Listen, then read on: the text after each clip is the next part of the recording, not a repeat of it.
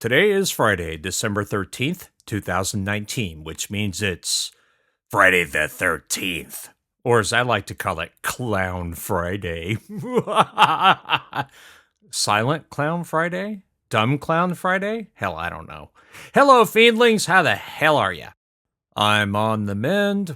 Voice is a little bit stronger, and I'm able to breathe a bit better now. Still fighting the wheeze, but things are improving. While I've been down, I've been writing, and Signal Decay will soon reach the vaunted 20,000 word mark. Why is that important? Well, for me, that's usually the make or break point. For some reason, if a story isn't going to work or I haven't thought it through well enough, it breaks down around that point. I know this from experience because this is the third effort at Signal Decay, and I'm happy to say that it's going forward.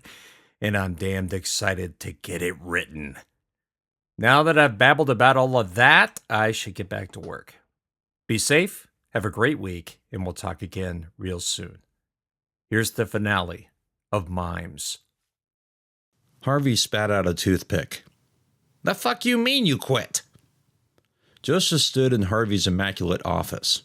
The walls were bright white and made him feel as though he was being interrogated. I mean, I quit. I'm not going back out there. Bullshit, Harvey said. He rose from his chair and placed his hands on the cherry wood desk. You are going to load up and get your ass back out there, he growled. Exhaustion tugged at him. Adrenaline overload. His body had hummed with it since the mime tried to open his door, and he stared into its gaping maw. I'm not going back out there, Joseph whispered. He turned to walk out of the office.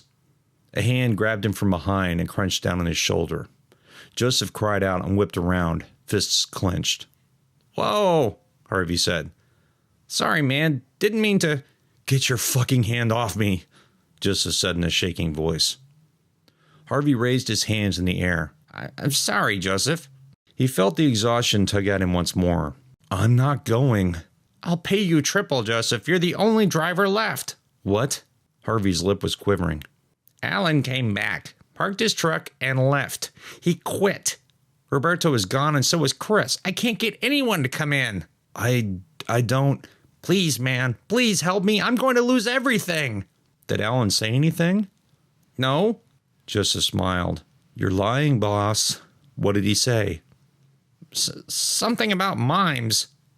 Mimes. Harvey stared down at the floor. Joseph's fingers clenched and unclenched. Alan had seen them too. Roberto had as well. And Chris? Had he seen them before he disappeared? I'm going to go and find Chris, Joseph whispered. He walked to Harvey's desk and pulled open the bottom shelf. A large revolver gleamed in the overhead lights. Harvey had shown it off dozens of times.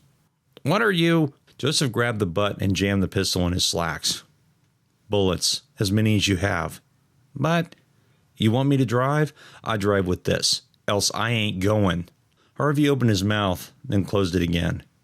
He brushed past Joseph to the desk. He opened another drawer and pulled out a white box. 50 shells. Joseph grabbed it. You load one of the trucks. If I find Chris, I'll drive.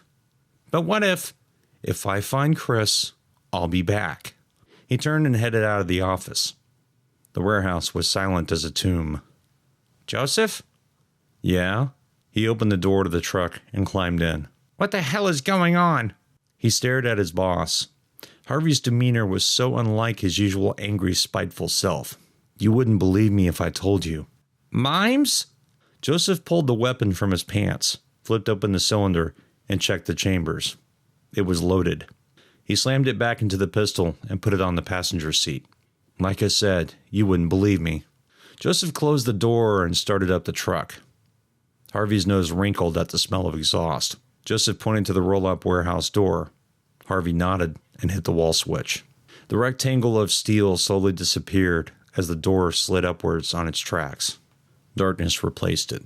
Joseph hit the lights, put the truck in gear, and drove the truck from the warehouse. He checked the side view mirror as he pulled into the empty street. Harvey was standing by the wall, a look of confusion frozen on his face.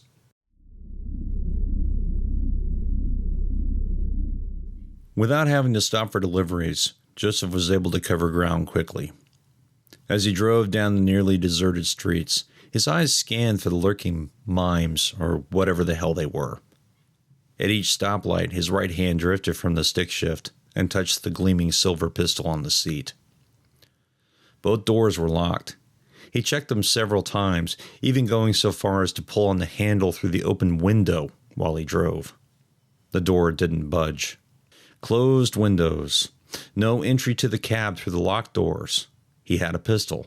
He was as safe as he could possibly be. He headed into the dead stillness of Midtown. The bars were closed, streets deserted. He'd only seen a single car, and that was heading toward the freeway. The truck's gears ground as he downshifted at a stoplight. He rolled down the driver's side window 2 cranks and put his ear up to it. Silence. No dogs barking, no birds chirping, nothing. A shiver rode down his spine. Joseph cranked the window up and put the truck in first gear. The sound of grinding metal made him wince. The light turned green, and he pressed the accelerator. The truck shuddered as it went through the intersection. He turned at the next one. Chris's last delivery should have been to Hera Groceries. Joseph had dropped off supplies there before, and he knew the drill. Deliveries in the rear by the loading dock. This time of night, the store would be closed. If he didn't find Chris here, he'd have to start traveling the streets in a widening box. It could take hours. The parking lot wasn't empty. A pickup and 2 compacts were still nosed into the narrow spaces near the grocery store. The strip mall was the size of a city block, and the parking spaces were few and cramped. Joseph nudged through the gap for trucks and slowed. As he passed the mall facade, his eyes saw the old bullet holes that had hardly been repaired since the 90s gang wars, when the area had been a shooting gallery. The truck crept forward until the loading dock area became visible. Another large panel truck was parked ass end in. Jillian's, Joseph muttered. It was definitely the missing truck. He shifted to reverse and killed the ignition. A short concrete wall separated the loading dock area from the next street. If he had to get out fast, he'd have to go back the way he came in. The other delivery truck was the only vehicle at the dock. Bright light flowed out of Hera's storeroom roll-up door. From this close to the side, Joseph couldn't see into the storeroom, only its edge. While he kept his eyes fixed on the open area, his right hand searched the seat until it found the reassuring revolver grip. With the weapon in hand, he checked the side view mirrors, ensuring all was clear. His heart hammered in his chest. The exhaustion he'd felt earlier at the warehouse had dissipated, replaced with electric fear. He took out the key and pocketed it. With a deep breath, he popped the lock on the door and slid out of the cab into the concrete. His heavy work boots crunched on a detritus of broken glass and gravel. With slowed steps, he moved to the loading dock's lip. He jammed the revolver in his waist and used both hands to pull himself up onto the dock's edge. When he was up, he pulled the revolver out and kept it at his side. He listened for a moment, but heard nothing. The city was silent, the loading dock even more so. If not for the steady thrash beat of his heart over the hum of the air conditioning units, he'd have sworn he'd been stricken deaf. He took 2 heel-toe steps, stopped, and listened. Nothing. He repeated the movements, all the while looking for shadows against the light. When he reached the storeroom's edge, he paused. The fear was crushing. He didn't want to see inside the room, didn't want to look. "Chris," he whispered. Joseph raised the revolver by his ear, muzzle pointing to the sky, and peered around the corner.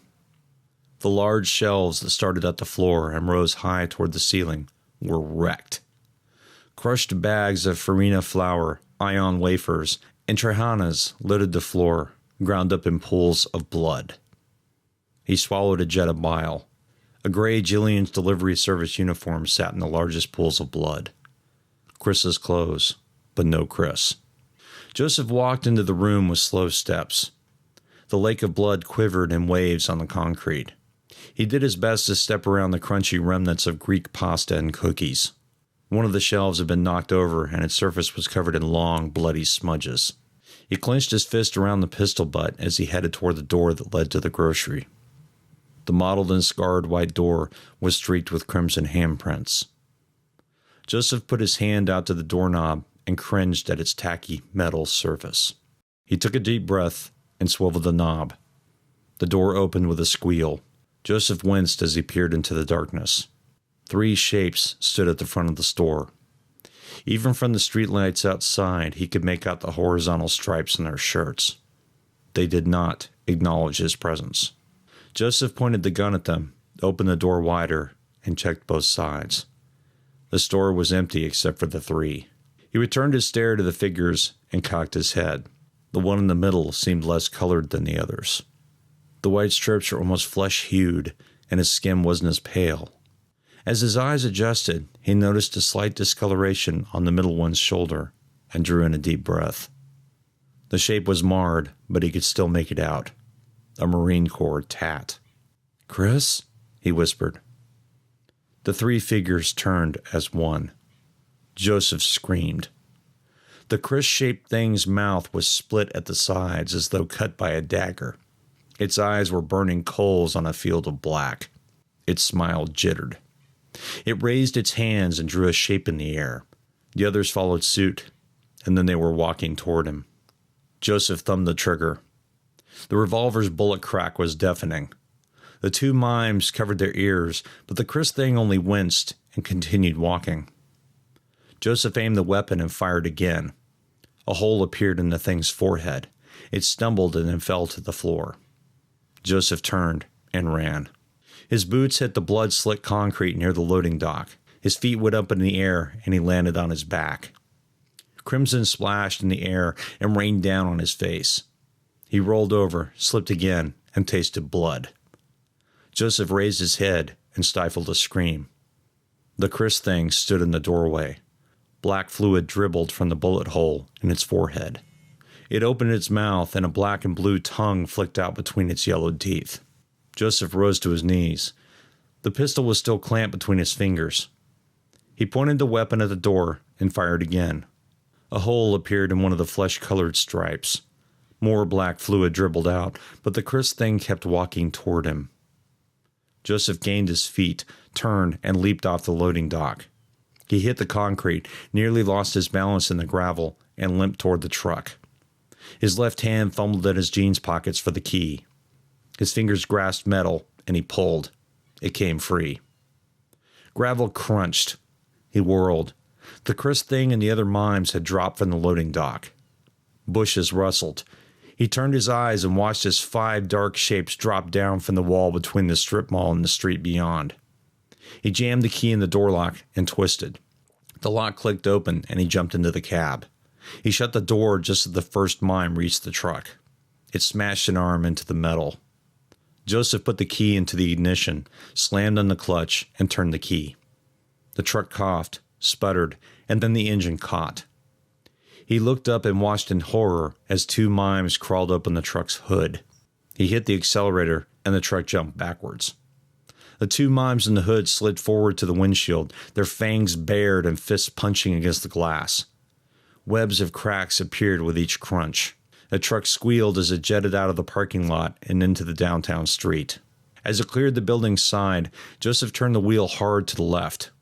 The 2 mimes slid off the hood and out of sight as the truck rattled and groaned. He brought the truck to a stop, put it in first gear, and mashed the pedal to the floor. He roared through 3 stoplights without a pause. As he came to the next intersection, he noticed the sidewalks were stuffed with figures. White faces stared at him as he passed. Joseph ground the gears as he upshifted. 5 minutes, 5 minutes, 5 minutes, he repeated in a monotonous drone. 5 minutes to the warehouse, 5 minutes to safety. He and Harvey could hole up, load up, and get the hell out of the city. He caught movement in the side view mirror. A rush of shadows poured out of the previous intersection. They were running after the truck. Joseph turned right at the next light, then a left, and another right. Each turn brought him closer to the warehouse, and each resulted in another group of figures following behind him as he moved further into the warehouse district. His headlights picked up the white stripes of figures running on the sidewalks. They filled the street ahead. Joseph gritted his teeth and floored the accelerator. The mimes jumped out of the way of the truck at the last second. all but one. Just before his truck connected with the body, he saw its face. It was Roberto's. Blood and gore flew from the grill and spattered across the windshield.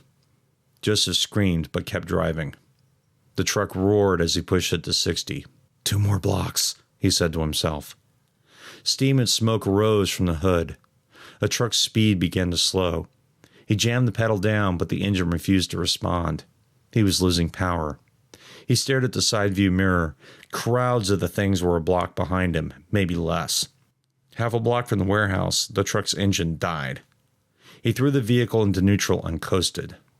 The sign, Jillian's Deliveries, was lit up in broken neon letters. He'd never thought it looked more beautiful.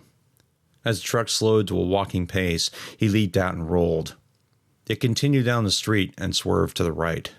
Joseph rose from the concrete, bits of gravel and broken glass embedded in his cheek. Blood welled from the wounds, but he didn't notice. He took a look behind him and began to run. The warehouse sliding door was open. He ran inside, hit the close button, and waited. The rolling door seemed to take forever as it slid in its tracks. His view of the outside world dwindled from a huge square as it became shorter as the door lowered. He could see them. Black skin, white stripes, coal-black eyes. Some were stained with blood. Others looked as though they'd been painted. All of them flashed teeth from mouths that were too wide to be human. He aimed the gun at the door and waited. The heavy steel finally closed off the world with a bang.